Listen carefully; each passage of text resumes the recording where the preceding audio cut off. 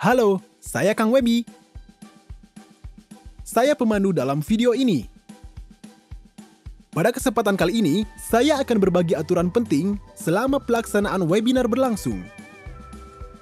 Pertama, penggunaan virtual backdrop.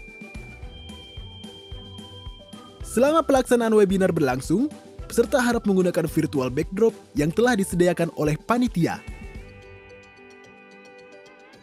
Kedua, selama pelaksanaan webinar berlangsung, harap dipastikan bahwa pengaturan mikrofon Anda berada pada kondisi mute atau dinonaktifkan terlebih dahulu. Ketiga,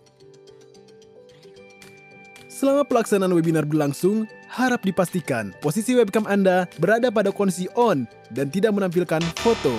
Apabila selama 5 menit peserta tidak terhubung, tidak menampilkan diri dalam webcam, atau tetap menampilkan foto, maka panitia akan melakukan konfirmasi secara tertulis ke peserta melalui private chat yang tersedia dalam platform Zoom.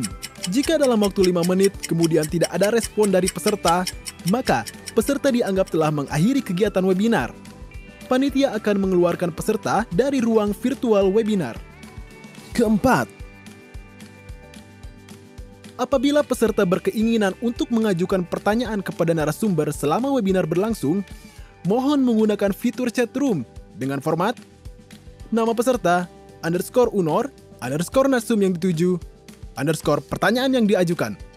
Contoh, Sebil, _BPSDM, _Bapak Ucok, upaya apa saja yang dilakukan untuk meningkatkan engagement pengajar dan peserta dalam pelatihan distance learning. Kelima, fitur chatroom pada ruang virtual webinar hanya untuk pengajuan pertanyaan. Apabila peserta ada keperluan lain selama pelaksanaan webinar, seperti izin ke toilet atau koneksi internet yang kurang baik, Anda dapat memberikan informasi pada grup WhatsApp yang telah tersedia. Panitia tidak membuka sesi pertanyaan secara lisan atau diskusi melalui ruang virtual Zoom. Keenam, moderator berhak memilih dan memilah semua pertanyaan yang masuk melalui chatroom untuk kemudian disampaikan pada forum webinar untuk ditanggapi secara langsung oleh narasumber. Terima kasih sudah mengikuti video ini. Salam hangat dari Kang Webi, tetap semangat, jaga kesehatan, dan semoga sukses. Undangan dan hadirin yang kami hormati, selanjutnya laporan penyelenggaraan yang akan disampaikan oleh Kepala Balai Pengembangan Kompetensi PUPR Wilayah 9 Jayapura. Kepada Bapak Widianto Hendro Saputra STMS MSI, disilakan.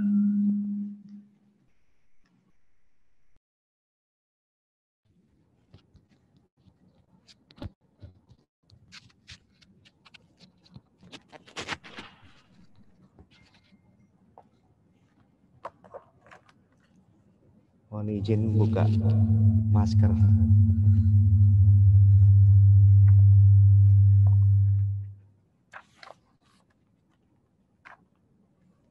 Bismillahirrahmanirrahim. Laporan panitia pada acara pembukaan webinar atau seminar online program terpadu infrastruktur untuk mendukung pembangunan pusat-pusat pertumbuhan ekonomi di koridor Trans Papua.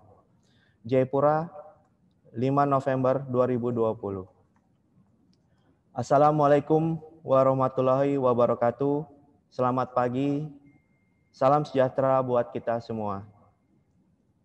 Yang terhormat Kepala Badan Pengembangan Sumber Daya Manusia, Bapak Insinyur Sugiartanto MT, yang terhormat Direktur Preservasi Jalan dan Jembatan Wilayah 2, Direktorat Jenderal Bina Marga, Kementerian Pekerjaan Umum dan Perumahan Rakyat, Bapak Insinyur Thomas Setiabudi Aden. Yang kami hormati Kepala Pusat Pengembangan Kompetensi Jalan, Perumahan dan Pengembangan Infrastruktur Wilayah, Bapak Insinyur Rezeki Parangin-Angin MSc, MM. Yang kami hormati Bapak Ibu Pejabat Tinggi Pratama di lingkungan Kementerian Pekerjaan Umum dan Perumahan Rakyat. Yang kami hormati para narasumber, Kepala Pusat Pengembangan Infrastruktur Pekerjaan Umum dan Perumahan Rakyat Wilayah 3, Bapak Insinyur Manggas Rudi Siahaan, MSc. Asisten 1 Bidang Umum Kota Sorong, Bapak Rahman SSTP, MSI. Sekretaris Bapeda Provinsi Papua, Bapak Adolf Kambuaya, SH, MSI. Kepala Jurusan Perencanaan Wilayah dan Kota Universitas Cendrawasih, Ibu Elizabeth Veronica Wambrau, ST, MT, PhD. Yang kami hormati Bapak, Ibu, pejabat administrator dan pengawas di lingkungan Kementerian Pekerjaan Umum dan Perumahan Rakyat. Yang kami hormati Bapak, Ibu koordinator dan subkoordinator di lingkungan Kementerian Pekerjaan Umum dan Perumahan Rakyat, serta rekan-rekan panitia, para peserta yang berbahagia.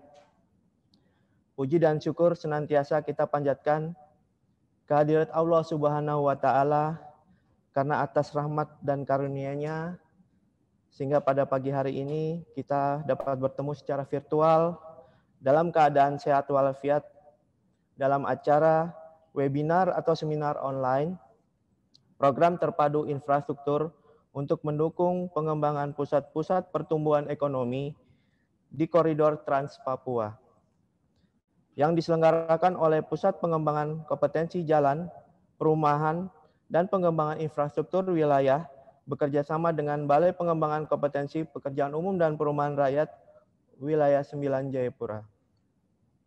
Pada kesempatan yang baik ini, perkenalkanlah kami menyampaikan beberapa hal sebagai berikut.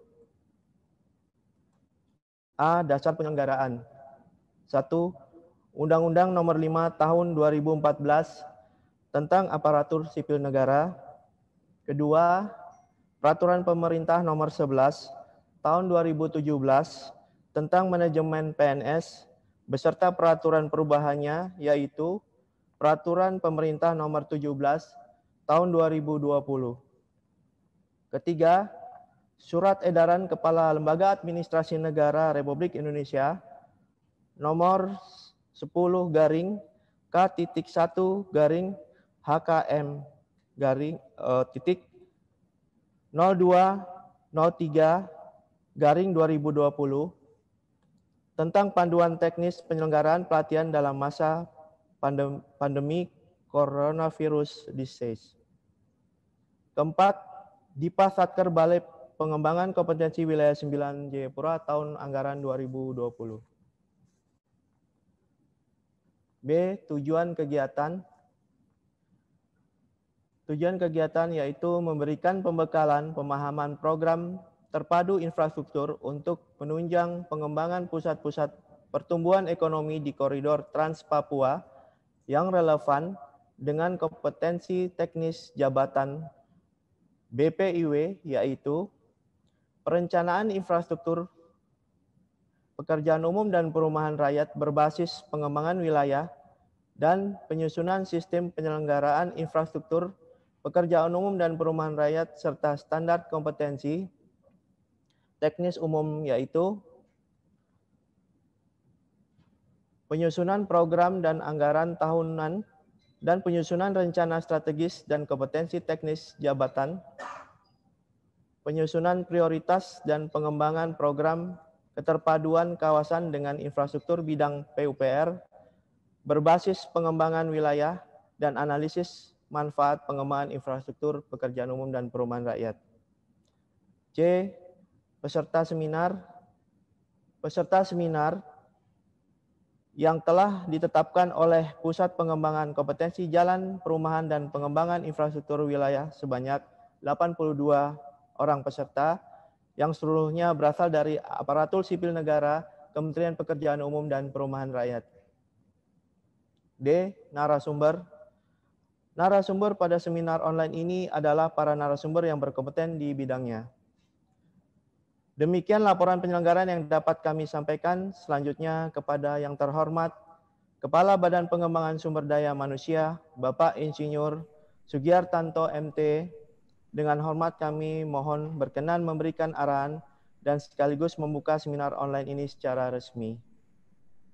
Sebagai penutup laporan kami, izinkan kami menyampaikan pantun sebagai berikut.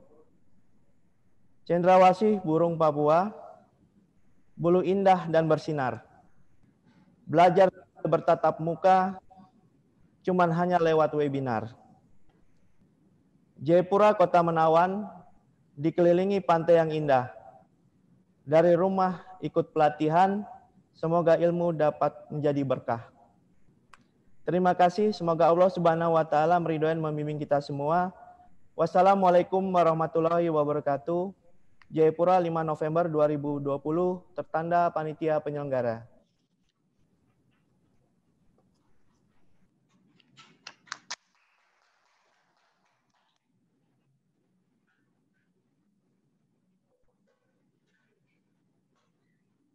Undangan dan hadirin yang berbahagia, sambutan selanjutnya disampaikan oleh Kepala Badan Pengembangan Sumber Daya Manusia Kementerian Pekerjaan Umum dan Perumahan Rakyat, dan sekaligus dimohon untuk membuka acara webinar pada pagi ini.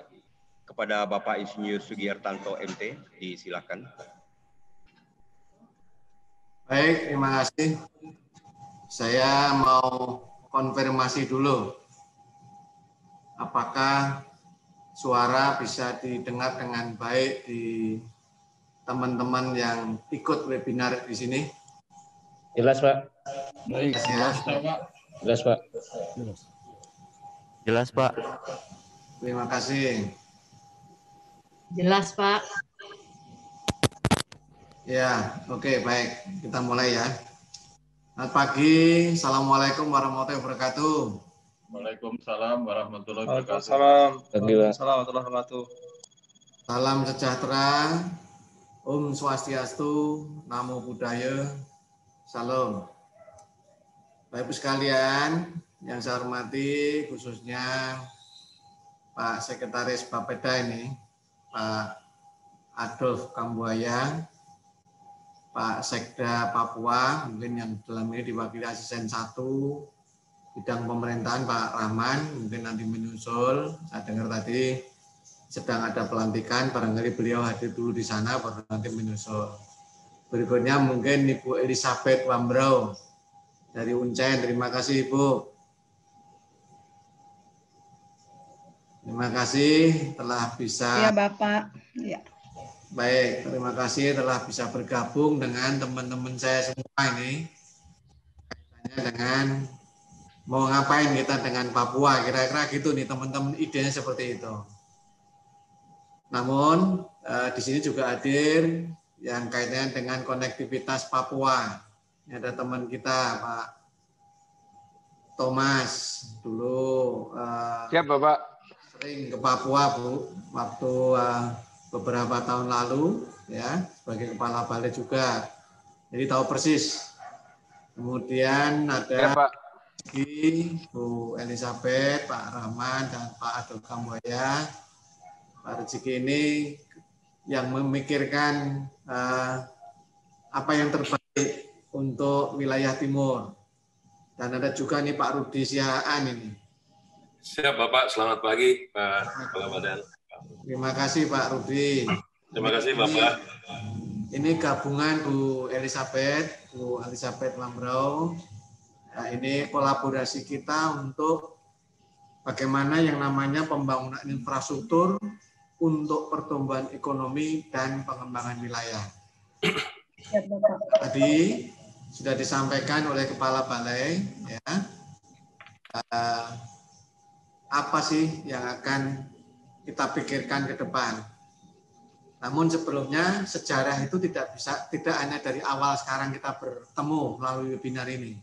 Webinar ini hanya sebagai sarana saja. Yang sebelumnya sudah pernah kita lakukan dan sering. Sejak yang namanya dulu beberapa tahun lalu ada MP3EI. Kemudian ada 11 ruas Papua. Kemudian ada tambahan-tambahan penanganan perbatasan. Kemudian mohon izin sebentar. Mohon izin Bu, tak buka dulu. Nanti saya berikutnya. Lagi buka webinar dengan Puan. Oh, oke.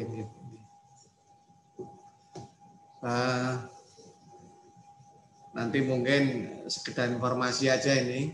Barusan ditelepon Bu Sekjen, rupanya pimpinan kementerian kita Pak Menteri ulang tahun yang kesekian. Moga-moga semua tetap sehat, panjang umur, dan pengabdian kepada bangsa dan negara tetap berlangsung dimanapun kita berada dan dimanapun kita sebagai apapun.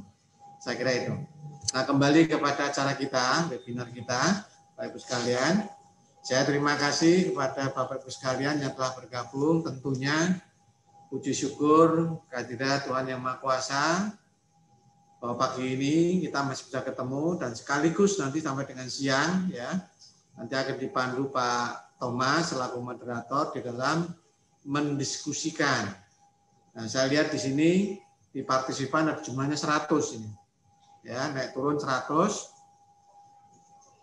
Banyak sekali ini dari unit-unit kerja, unit organisasi, baik dari BPIW, dari direktorat terkait, bahkan dari balai BBWS, balai jalan, ya, balai keciptakaryaan, saya lihat ada, dan nanti ada Bapeda. Nah, ini sebenarnya menerjemahkan yang namanya Musrenbang dan Musrenbangnas.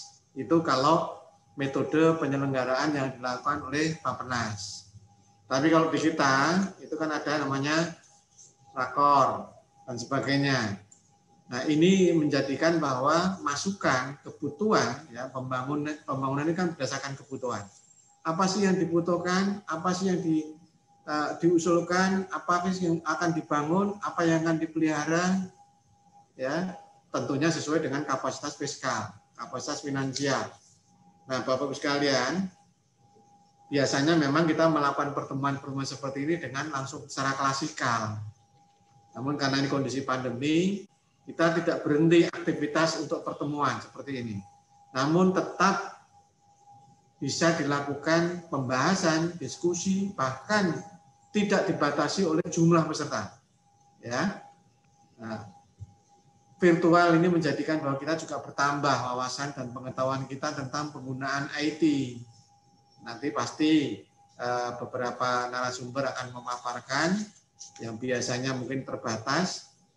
Tidak tahunya nanti paparan Bapak Ibu sekalian mungkin akan menjadi bahan referensi secara nasional dan secara sektor.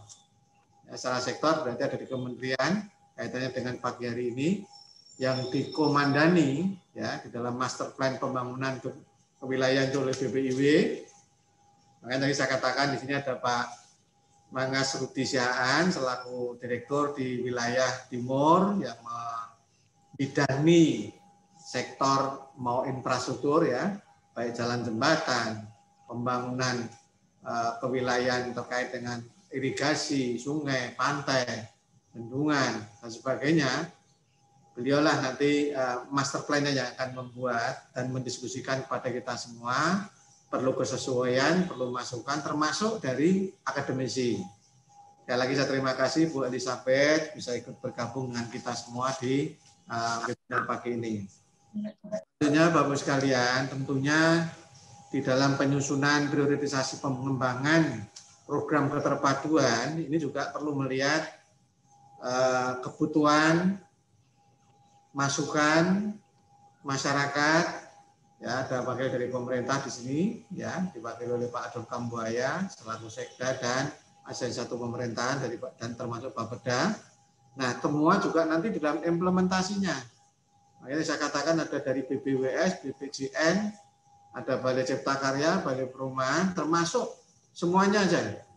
Ya, ini menjadikan bahwa kita memikirkan dari kita, oleh kita, untuk kita. Pembangunan yang merasakan juga kita, yang memikirkan juga kita, yang melaksanakan juga kita semua. Kebersamaan kita lah menjadikan bahwa pembangunan itu manfaatnya juga untuk kita semua dan utamanya adalah untuk kesejahteraan rakyat Papua. Dan sekaligus juga apakah koridor-koridor itu nanti juga perlu akses masing-masing. Jadi di jalan selain jalan utamanya, ya, main terangnya, kemudian juga pasti ada akses-aksesnya. Kalau di sektor, di Kementerian Lembaga misalnya membangun jalan nasionalnya, nah, provinsi kabupaten secara berjenjang terkait untuk pertumbuhan ekonomi, untuk pertumbuhan kewilayahan, pengembangan kewilayahan dan sebagainya. Supaya juga ada di dalam kaitannya peran serta masyarakat dan peran serta pemerintah daerah. Bapak sekalian, saya sekali lagi juga mengucapkan terima kasih kepada semua saja yang hadir di virtual room kali ini, ya, bahwa peran serta Bapak sekalian memberikan kontribusi yang cukup signifikan. Artinya apa? Bahwa kita mempunyai tujuan yang sama di dalam pembangunan dari wilayah Republik kita tempat matahari terbit, dari timur, dari Papua. Ya, nah inilah, kalau dulu Republik kita secara kewilayahan dibagi menjadi 3 wilayah pembangunan, Barat, Tengah, Timur, ya, dalam proses perjalanan waktu. Barat adalah potensi sumber daya manusia, Tengah adalah potensi perpaduan keduanya, Timur potensi sumber daya alam. Nah, dalam proses perjalanan waktu terpecah menjadi bagian Barat dan bagian Timur, kombinasi keduanya. Ya, berikutnya lagi ada proses M3KI, prosesnya lagi ada lagi koridor-koridor dan sebagainya. Nah, ini semualah dinamika dalam proses pembangunan dan berdasarkan dari kebutuhan dan keinginan kita semua di dalam membangun Republik kita tercinta. Nah, Bapak-Ibu sekalian, tentunya di dalam pembangunan di koridor Papua juga perlu hal-hal yang masukan dari Pak Akademisi ini. Saya mohon juga nanti dari Bu Elizabeth bisa memberikan informasi terkini. Ya, barangkali ada perubahan-perubahan, ya kita tidak tabu di dalam proses pembangunan itu pasti akan ada penyesuaian. Sama seperti dalam proses pembangunan juga ada penyesuaian dan ada perubahan dan penyempurnaan tentunya. Nah, saya kira itu dari saya, Bapak sekalian. Moga-moga di dalam webinar pagi ini memberikan nilai tambah kepada kita semua. Memberikan tambahan pengetahuan ya yang terkini sebagai bentuk dinamika pembangunan dan usulan kebutuhan. Mumpung di 2021 belum dimulai, ya mungkin ada penyesuaian-penyesuaian, sekaligus juga kita bisa mengevaluasi 2020 yang mungkin perlu penyempurnaan untuk tahun-tahun berikutnya. Saya kira itu dari saya, Bapak sekalian.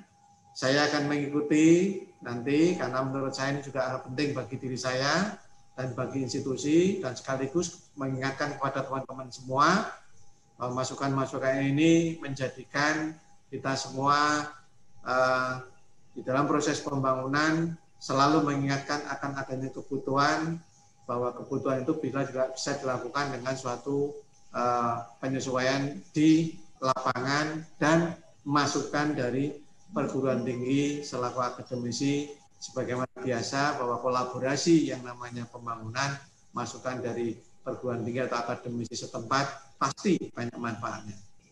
Saya kira itu panitia, dan sekali lagi saya mengucapkan dengan mengucapkan Bismillahirrahmanirrahim, ya, webinar pagi ini terkait dengan pembangunan infrastruktur terkait dengan koridor Papua. Selamat, dan dengan resmi kita mulai webinar sampai dengan siang nanti. Semoga memberikan nilai tambah dan manfaat pada kita semua. Sekali lagi, Assalamualaikum warahmatullahi wabarakatuh. Selamat pagi. Shalom.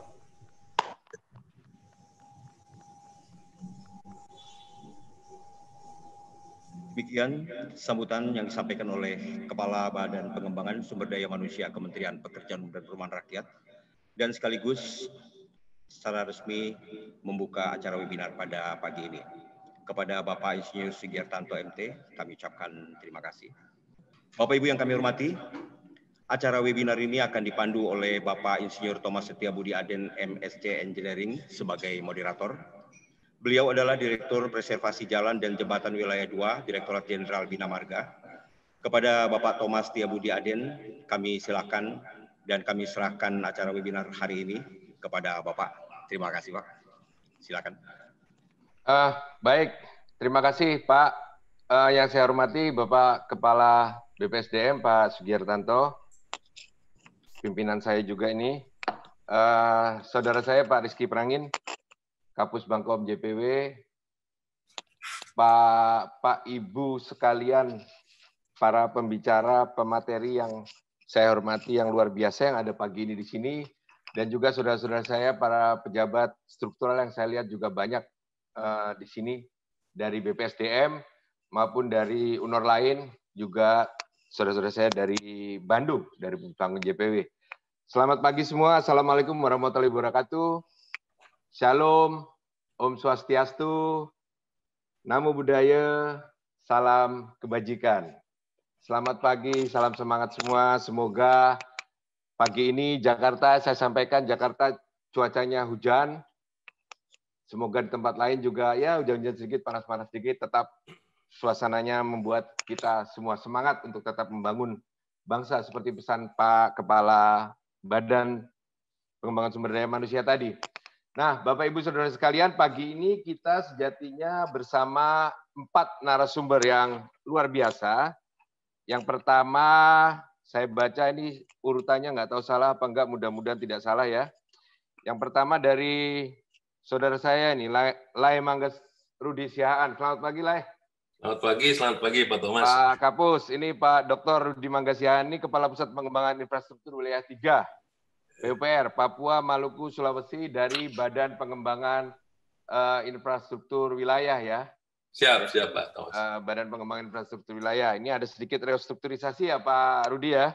Betul Pak Thomas. Tapi nggak apa-apa, yang penting kita bisa dapat apa yang diinginkan oleh Kementerian PUPR melalui BPIW dalam menata Papua ini.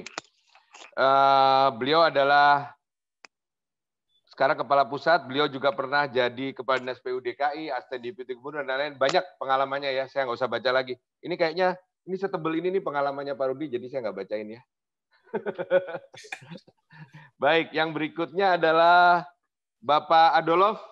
Baik, Pak Adolf adalah Sekretaris Bapeda Papua. Mudah-mudahan kita dapat gambaran apa yang diinginkan oleh pemerintah Provinsi Papua untuk membangun rakyatnya, mensejahterakan rakyat Papua melalui infrastruktur, di mana Kementerian PUPR adalah sebagai leading sektornya.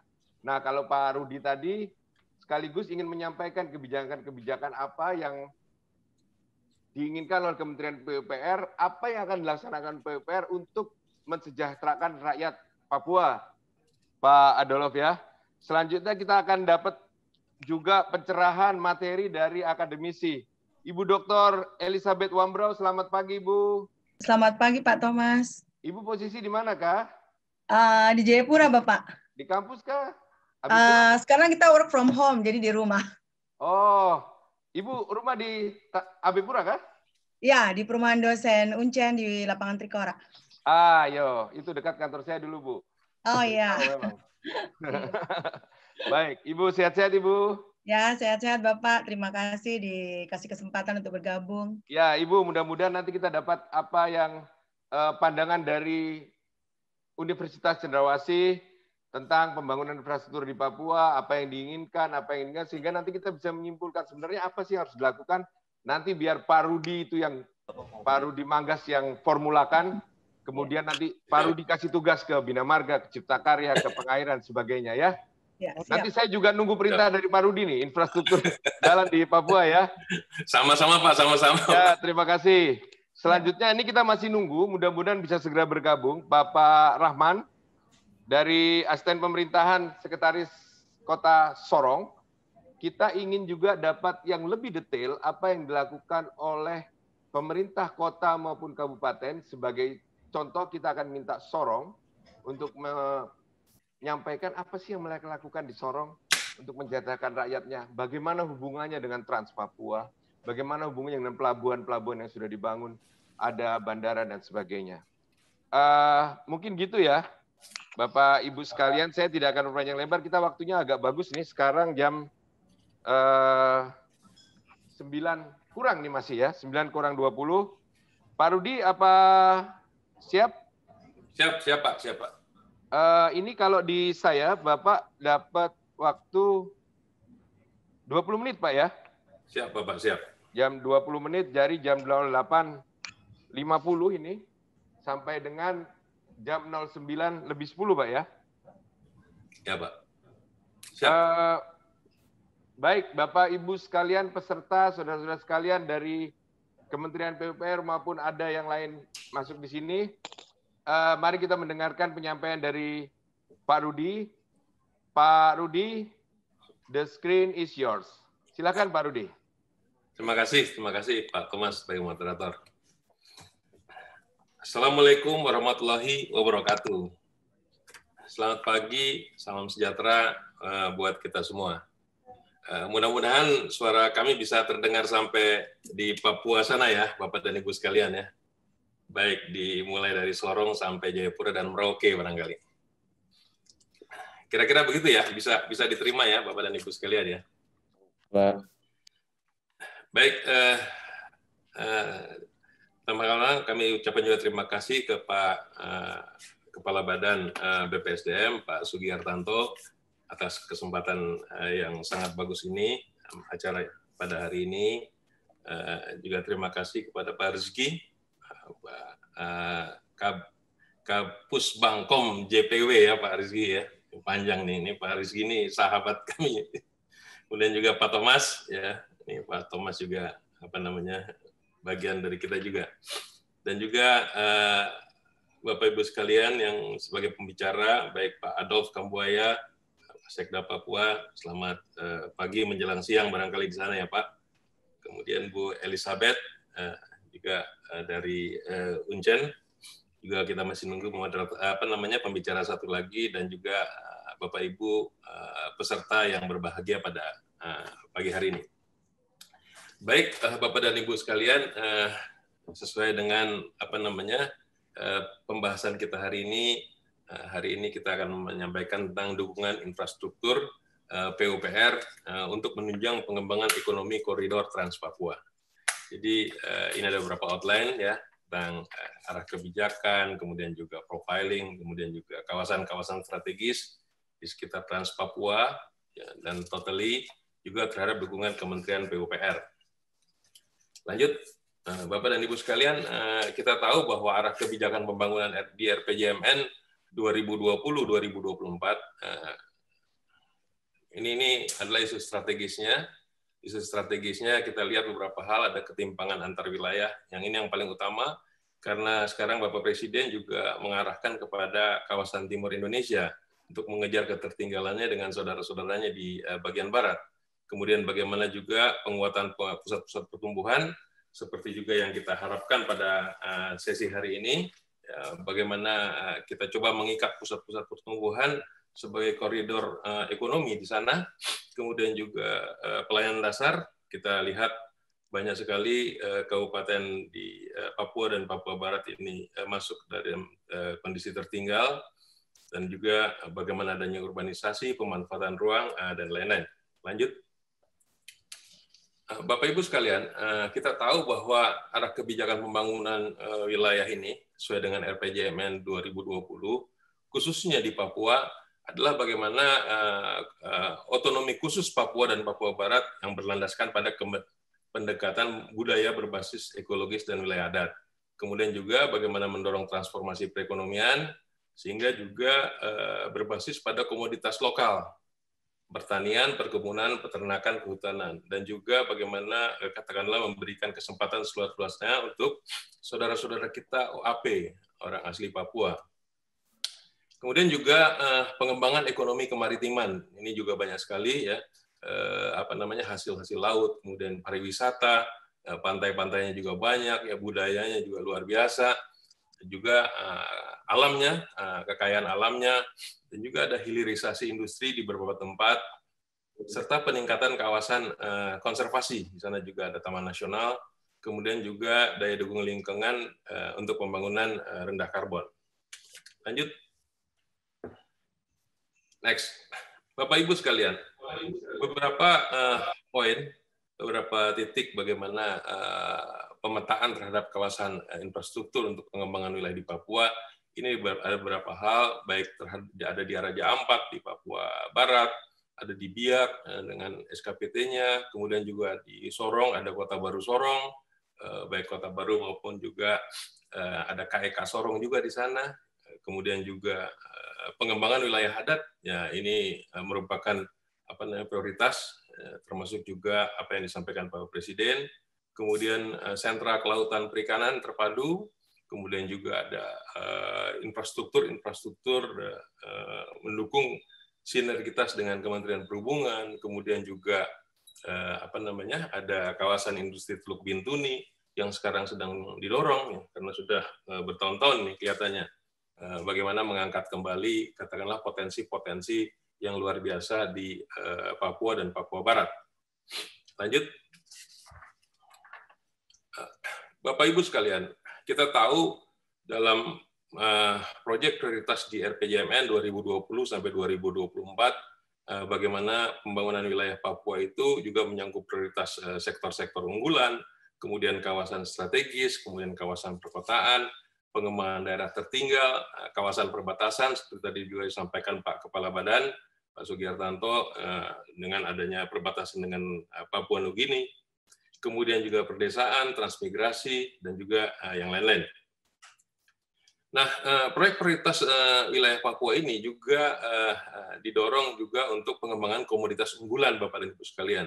Di sana ada sagu, ada pala, ada lada, ada cengkeh, ada kakao, ada kopi, ada emas, ada tembaga, ada batu bara. Luar biasa sekali ini ya. Artinya sumber-sumber daya baik pertanian, perkebunan, perikanan, tambang ya. Di Papua juga ada kakao, ada kopi, ya. Ada batu bara, minyak, begitu juga Papua Barat ya.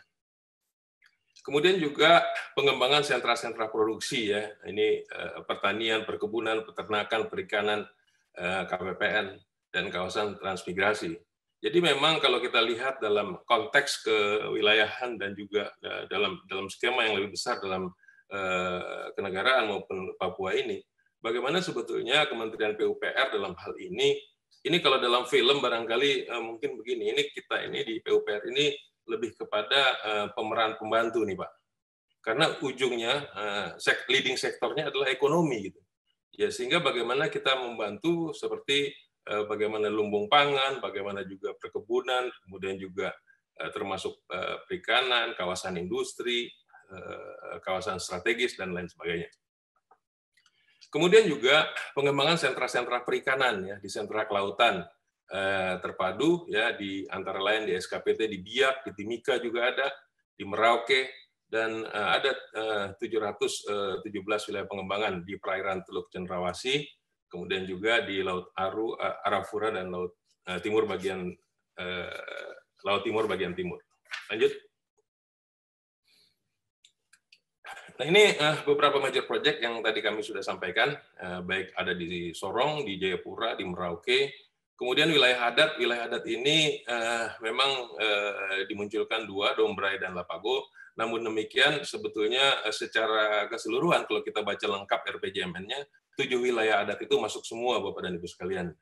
Kemudian juga bagaimana infrastruktur ini terhadap pembangunan jaringan pelabuhan terpadu, juga ada di Sorong, kemudian juga di Trans Papua, kemudian juga di Pulau Tertinggal, Terluar, Terdepan, dan juga pembangunan jalan Trans Papua dari Merauke ke Sorong, dan beberapa hal yang lain. Lanjut.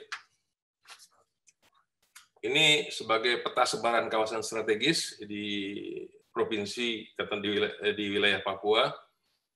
Baik koridor pemerataan maupun koridor pertumbuhan. Ini kalau kita lihat bagaimana yang merah ini adalah koridor pertumbuhan dan yang biru ini adalah koridor pemerataan. Karena apa Bapak dan Ibu sekalian, dua-duanya ini memang menjadi prioritas. Lanjut. Pengembangan kawasan strategis wilayah Papua. Nah, kita tahu bahwa proyek-proyek prioritas di 2020 sampai 2024 ini juga ada di industri pengolahan ya di kawasan ekonomi khusus di Sorong, kemudian di Teluk Bintuni yang sekarang sedang bergerak juga, kemudian juga pengembangan destinasi pariwisata budaya, alam, kemudian sejarah, ya, baik di Raja Ampat, kemudian di Cendrawasih juga, kemudian Trans Papua, baik Papua maupun Papua Barat, ya. Bagaimana dari Sorong ke Maibrat, kemudian ke Manokwari, ke Mameh, sampai ke perbatasan Papua, kemudian dari Nabire terus melalui Pegunungan Tengah sampai ke Jayapura. Kemudian juga bagaimana penguatan konektivitas antar moda, baik laut, sungai maupun darat dan udara terintegrasi, terutama di Sorong untuk mengangkut komoditas mentah maupun barang hasil olahan. Kita tahu Bapak dan Ibu sekalian dari mungkin sekitar 14 atau 15 ya kabupaten kota di Papua Barat dan 29 di Papua, sekitar 52 kabupaten kota di Papua dan Papua Barat, itu 9 kabupaten itu masih terisolir. Kalau di Papua Barat itu ada Fak-Fak dan Kaimana terisolir secara darat, kemudian juga ada 7 di Papua, termasuk juga di Asmat, di Waropen, kemudian di Membram, Moraya, dan lain sebagainya. Kemudian juga pengembangan kawasan perkotaan, kita lihat juga untuk pengembangan kawasan perkotaan di Kota Jayapura, ini juga ada rencana untuk pembangunan istana negara di sana, kemudian juga pembangunan Kota Baru Sorong, kemudian juga keterkaitan desa kota, ya, artinya bagaimana ekonomi lokal berbasis ekonomi digital. Lanjut. Ini pengembangan kawasan strategis. Terus, nah ini berapa hal Bapak dan Ibu sekalian, proyek prioritas yang dilaksanakan di 2024 itu adalah percepatan pembangunan daerah tertinggal, bagaimana juga pemenuhan terhadap pelayanan dasar, konektivitas, pembangunan infrastruktur, termasuk wilayah jaringan, layanan, kemudian juga di beberapa kabupaten kota. Termasuk juga yang tadi kami sampaikan, koridor pertumbuhan, baik dari Kerom, Nabire, kemudian juga Deyai, Jaya Wijaya, Paniai, dan lain sebagainya. Juga termasuk kawasan perdesaan prioritas nasional, dan juga bagaimana kita bersinergi dan terintegrasi juga dengan beberapa komunitas di sana, baik katakanlah dengan pemerintah daerah, termasuk juga harusnya ini berkomunikasi dengan tokoh-tokoh di sana. Lanjut. Bapak dan Ibu sekalian, seperti yang tadi disampaikan Pak Moderator, bagaimana juga master plan sebagai katakanlah blueprint Papua dan Papua Barat, memang istilahnya semuanya itu mesti berdasar pada kebijakan pembangunan nasional, kemudian kebijakan pembangunan di Kementerian PUPR sendiri, karena banyak ketentuan peraturan dari Pak Menteri PUPR, kemudian juga kebijakan menteri dan lembaga lain, karena di sini juga ada pariwisata, ada perindustrian, ada perhubungan, kemudian juga ada Kemendes, dan lain sebagainya. Juga bagaimana adanya kebijakan internasional, baik SDGs, New Urban Agenda, termasuk juga bagaimana pelayanan dasar, artinya untuk sanitary service dan clean water pada merupakan kebutuhan dasar masyarakat. Kemudian juga semua ini juga berreferensi kepada kebijakan pembangunan daerah, baik RPJMD maupun RT/RW di provinsi. Sekaligus juga bagaimana pendanaannya. Sehingga skema-skema pendanaan ini juga perlu kita lakukan, karena kita tahu dalam renstra kita 5 tahun ke depan, ini kita punya funding gap yang cukup besar, sekitar lebih dari 600 triliun. Lanjut. Ini pendekatan kewilayahan, bagaimana pembangunan itu perlu juga pendekatan kewilayahan. Terus,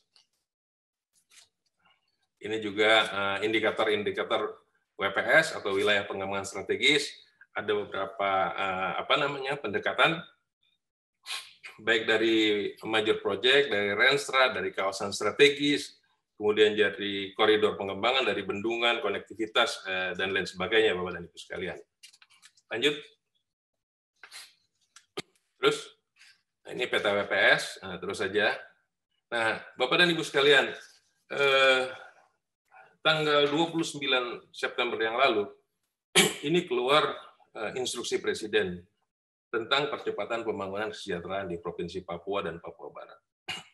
Saya melihat ini satu kesempatan emas yang luar biasa, Bapak dan Ibu sekalian, bagaimana untuk mengejar ketertinggalan ini. Karena di sini ini begitu banyak kementerian dan lembaga dalam impres ini, lebih dari 40 kementerian lembaga diperintahkan oleh Bapak Presiden untuk bersama-sama secara gotong royong bagaimana membangun all out di Papua gitu.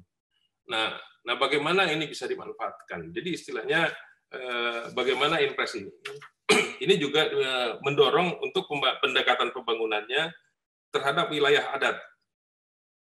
Kemudian zona-zona ekologis dan juga kepada fokus pada orang asli Papua.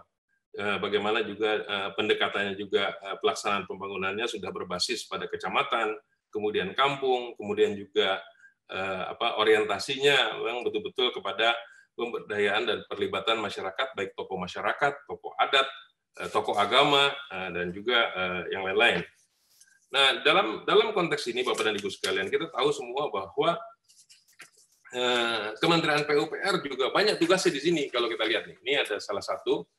Kalau kita lihat bagaimana Kementerian PUPR di sini, ya untuk peningkatan penyediaan pelayanan dasar, baik perumahan, pemukiman, ini luar biasa kalau kita lihat di situ. Kemudian juga bersama-sama dengan kementerian lembaga juga untuk mendukung semua kebutuhan-kebutuhan di sana, kemudian juga dengan kementerian-kementerian lain untuk mendukung transportasi.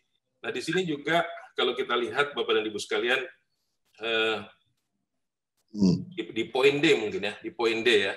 Jadi bagaimana misalnya bersama-sama Kementerian Perhubungan kita artinya di Kementerian PUPR ini juga bagaimana mendorong pembangunan jalan maupun preservasi barangkali tidak hanya kepada jaringan jalan nasional, tapi juga jalan-jalan non status Bapak dan Ibu sekalian. Kemudian juga bagaimana penyediaan terhadap pengelolaan air tanah di SDA untuk mendukung seluruh kawasan strategis, baik kawasan ekonomi khusus, kawasan industri, KSPN dan lain sebagainya.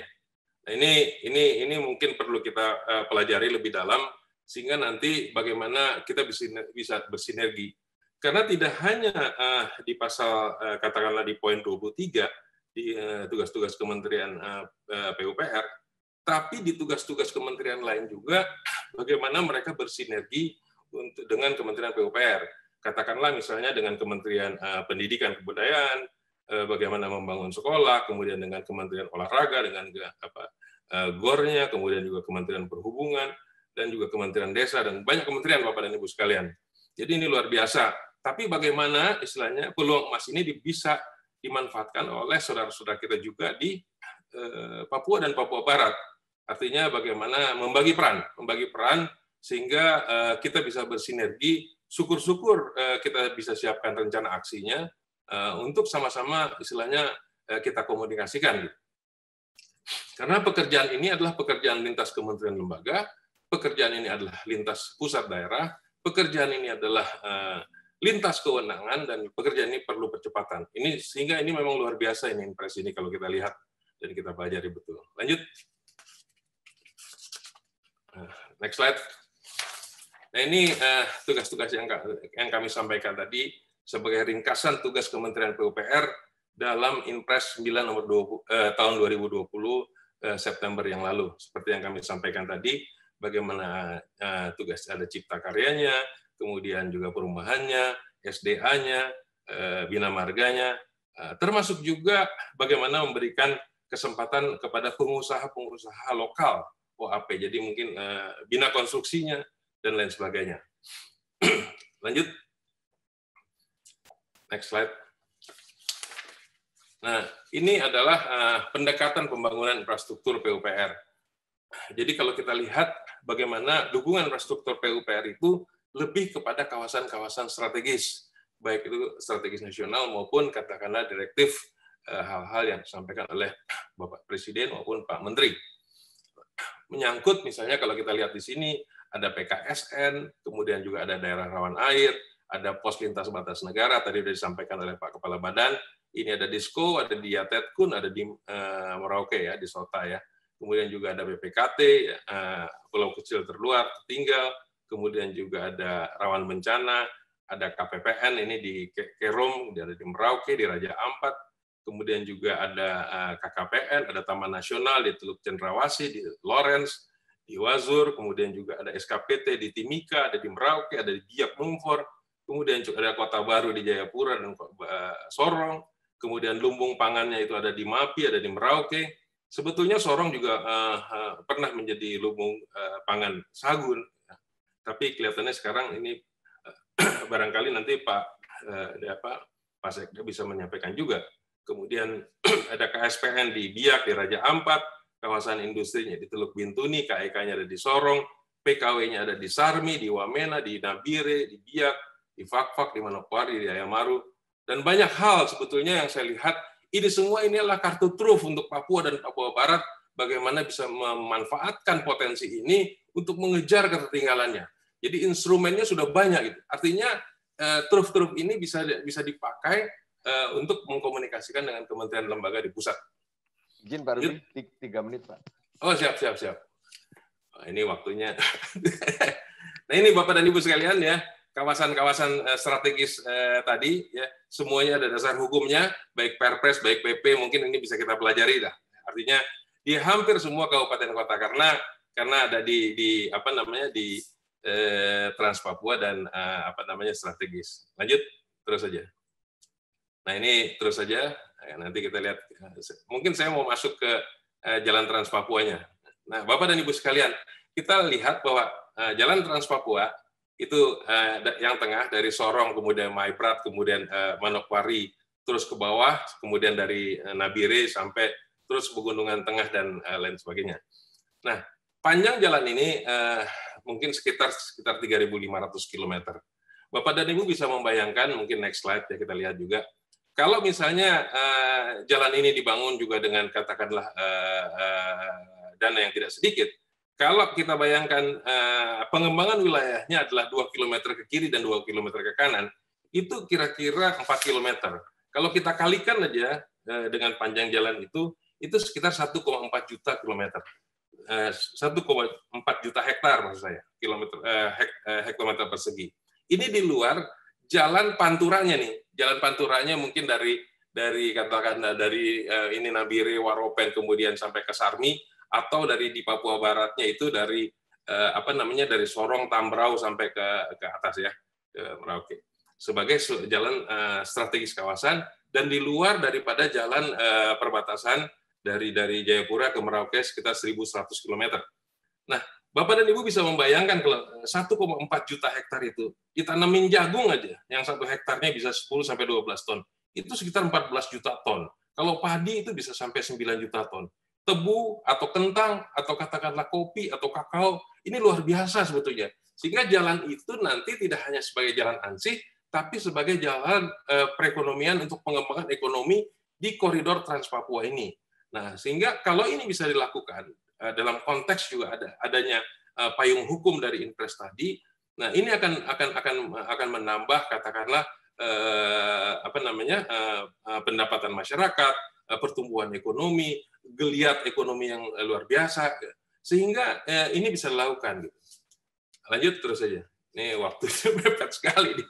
Ya nggak apa-apa lah. Nanti ini bahan yang barangkali bisa disampaikan. Ini nanti lokasinya lagi waktu diskusi Pak Rudi. Masih ada waktu diskusi kita. Terus saja terus. Nah, ini profiling ya. Ini kita lihat semua bagaimana komoditas unggalannya ya. Karena ini pada akhirnya terus saja. Terus nah, ini kami sampaikan banyak sekali data dan informasi karena Papua ini dan Papua Barat ini luar biasa sebagai katakanlah